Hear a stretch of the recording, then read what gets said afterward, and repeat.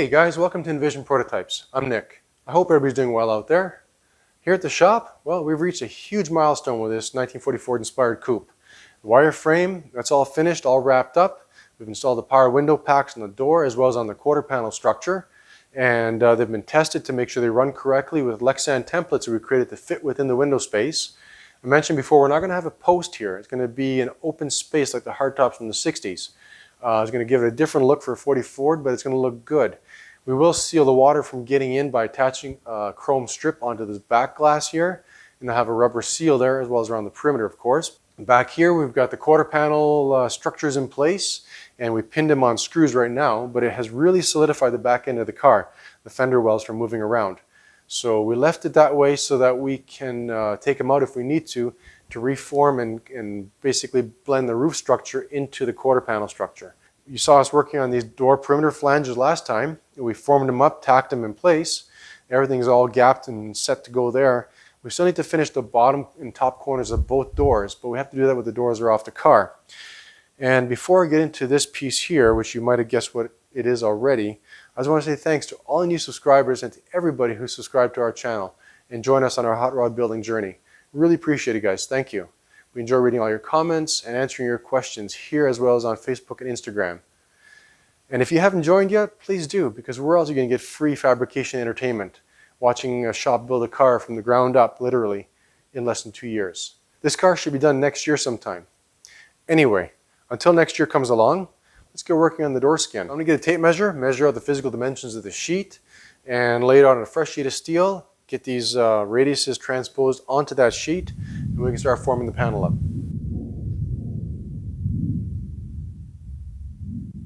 So I'm just wheeling this panel with a rubber upper anvil or upper wheel just to bend it over the lower anvil. That's all I'm doing, just bending right now. I'm not stretching anything. I just want to give the panel some curvature. Okay, so initially after I cut this piece out, I just broke it by hand, just kind of flexed the panel to give it some curvature this way, and switched my upper anvil to a rubber one to give myself some curvature here. This sheet is too heavy and too big to wheel by myself, so I'll get some reinforcements in for that, but I just want to see what it looks like on the car. I know right away, as soon as we put it up to this area up in here, is not going to fit the buck at all.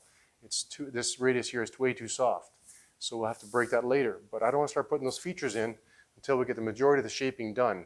So let's go fit this on the car, see what it looks like. It's going to look very straight, and you'll see what I'm talking about. It'll look like a Jeep with very straight sides. The door's cut line is over here, where the flange ends, but I've extended past, and we'll just trim the panel up afterwards. We'll scribe it to the flanges later. But right now, I need something to clamp to, and this is a perfect medium to clamp to on both ends. So let's get this up here. Yeah, right in there. Top radius is way off.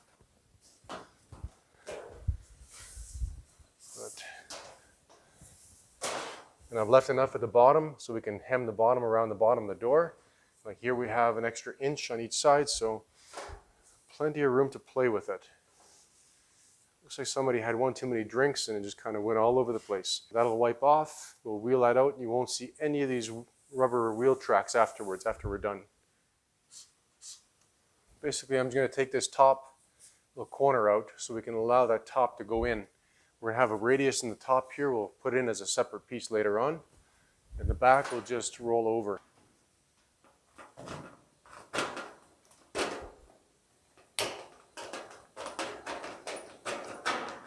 All right, guys. So the other day you saw me put some shape into this door panel here, the door skin, with the rubber wheel. And I did that just so we can get a better look as to how it's going to look on the car. It gave us some curvature this way, but the panel is very straight. So we have to put some shape into it. And well, this morning I got my dad here, and we're going to create that convex shape that we need within the door panel. What we're going to do basically is stay away from the edges about 1.5 inches, because those are going to be hemmed over afterwards, as well as the bottom. But the other reason why we stay away from the edges is so that we can trap the material within the panel and allow it to grow outward. We're compressing it, and the material has to go somewhere. So because of the shape of the anvils, it allows the panel to grow outward. If we flip the panel upside down, we'd have it going inward. So anyway, we're going to wheel this out in such a way that would create a convex shape outward. And it's going to be done with the low crown anvil, I mentioned that, starting at the bottom here and working our way up into the top. And what I'm going to do is when I take this panel off the car, I'm going to open the panel up just to allow that low crown anvil to go up into this area as much as we can, wheeling this area here and developing that teardrop shape that we need. And then we'll take and blend the two surfaces or the two areas together here so that there's a smooth transition from this radiused area into this center section of the door here.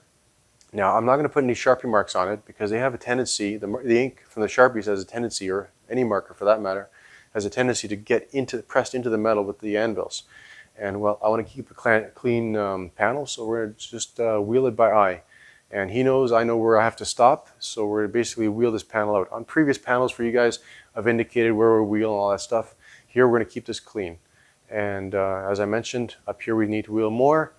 Much less down here. If we overwheel, and that's a little trick for you guys, if you ever overwheel a panel and create too much shape into it, just stretch the ends. And that'll allow the material to kind of run out and flatten your panel up for you. Now, if we overwheel this and create too much shape up in here, you can do it quite easily, and then overwheel this panel, you're going to have a bumpy side of the car. It's not going to be a smooth transition from one panel to the next.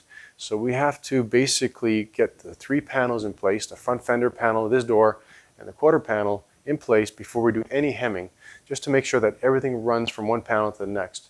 And then once that's all good, then we can start hemming them over the structure later on. So yeah, let's get the panel off the car, open it up, I'll show you what I'll do in a minute, and we'll start wheeling it out. I just had this door panel off the car, but I put it back on quickly just to show you guys. I forgot to mention that after we start wheeling this panel, you'll see how much strength we develop even with a low crown. Right now it's flat and straight, and I can apply a little bit of pressure and it just oil cans back and forth. And you'll see that as soon as we start shaping it, that's going to go away and we'll get strength involved. So let's get this door panel off.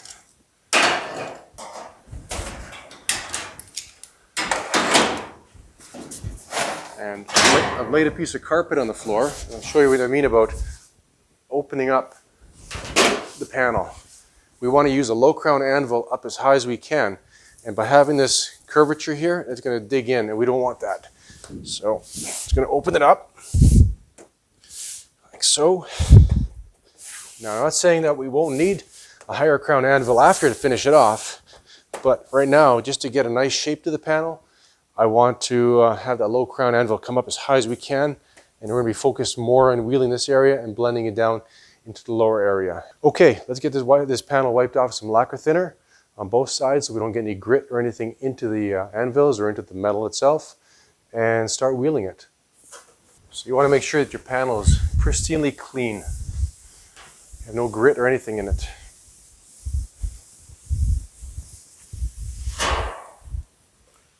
Roll it over.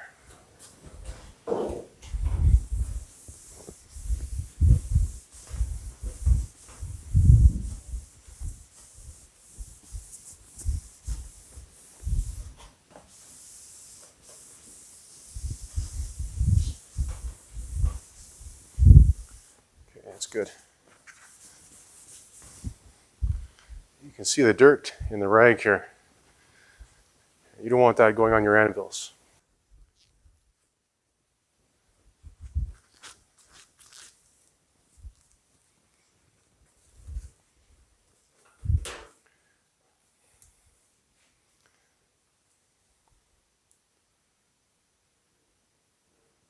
It's good for now, yeah. A little bit more. That's it. So we both have to hold the panel equally on both ends. Otherwise, we'll get a twist into the panel as we wheel it.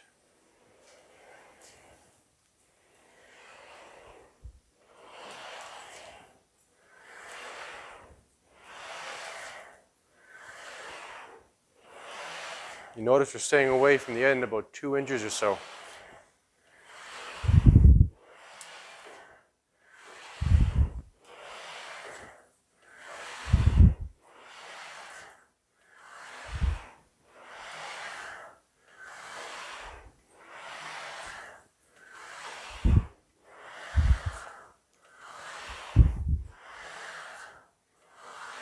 We're running about light to medium pressure.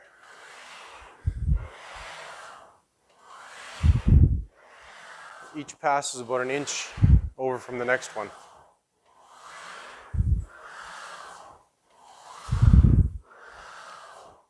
Now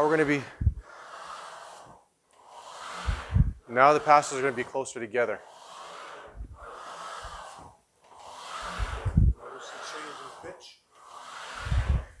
Notice a change in pitch as we're approaching the top of the panel.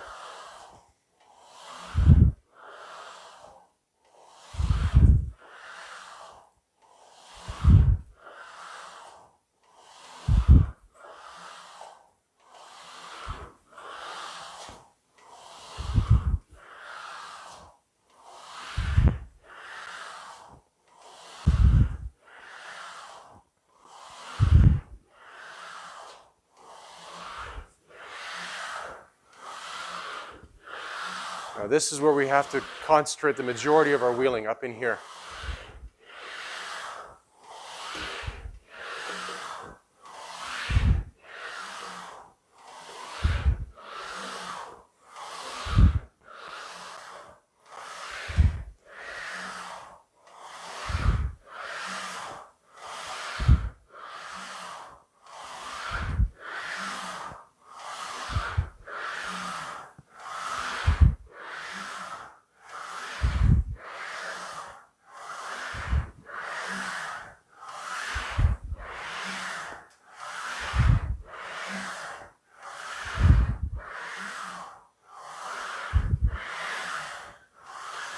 One more out. Stop. Okay. If you notice, by wheeling this up and through here more, by focusing our wheeling in here, we actually started to develop a bit of a dish here. We've stretched this material, not as much as here, and that's created a little concavity in here. So what we're going to have to do is take, and that's what I was talking about the blend these two areas together.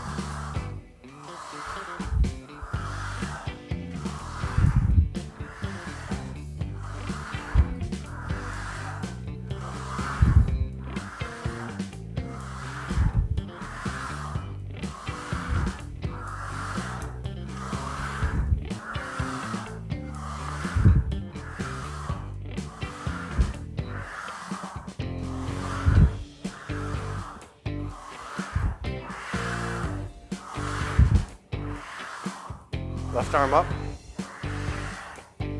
Yeah.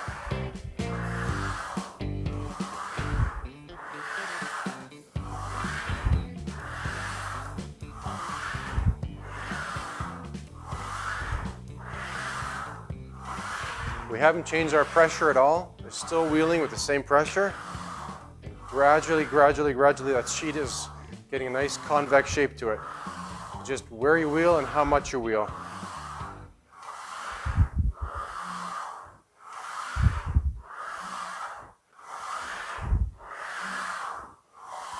We'll get a straight edge on this in a second.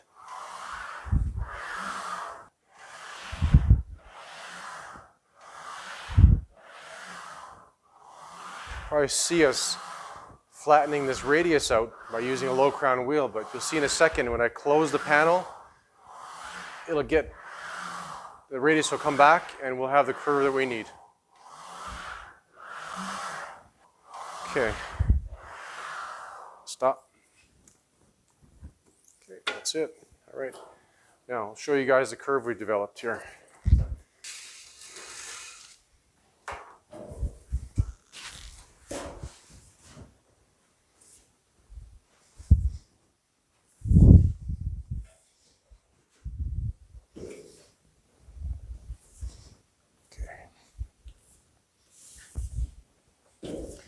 That's about right.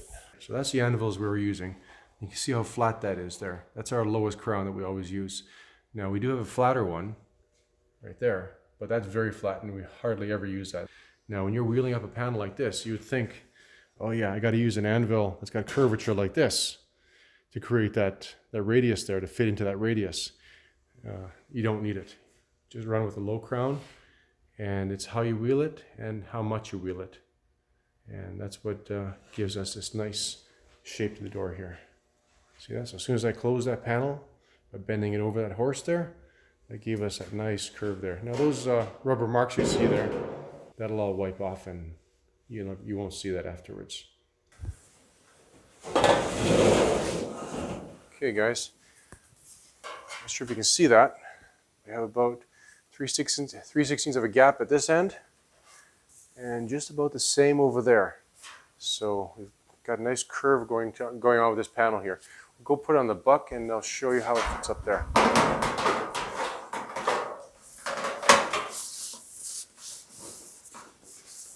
You saw me earlier, I pushed on the panel, how easily it kind of bulged in. He's putting on quite a bit of pressure and it's not going anywhere. So we are just about there. I'd say the panel is about 98% done, 95% done in terms of shape. We still need to finish up this here, but once you get the bottom hemmed, that'll drop down and then we'll be sitting in the right spot up there. But the rest of the panel is feeling really good. It's right where it needs to be. Let me show you guys the curvature on the car. Now, I showed you with the straight edge earlier. As you can see down and through here, that space there. We're touching in the middle. And then we have just about the same amount of space on this end here. Now this isn't clamped to the, well it is actually pretty snug there. So you can see how much crown we developed in that short amount of time of wheeling. And like I mentioned, the panel is almost there, but we're not going to be hemming any edges until we get this quarter panel section panel done, and as well as the front fender up and through here, get that done. And then we also need to finish up this area here. So that needs to drop down about 1 inch, and that'll happen once we hem the bottom up underneath. Once we hem that, that'll drop down, and then we can finish up this feature through here. But overall, the panels come out really nice, and you can actually see the shine coming out of the panel just from that bit of wheeling. It's looking good, guys. And that's the first piece on the car. Actually, the second piece. Got the rockers on. Next step is to do the quarter panel over there and the front fender over here. And once the three pieces are basically seamlessly flowing one into the other, then we can focus on hemming these areas over here. All right, guys, what do you think? Let us know in the comments. Thanks a lot for watching. It's going to be it for this episode. Take care, guys.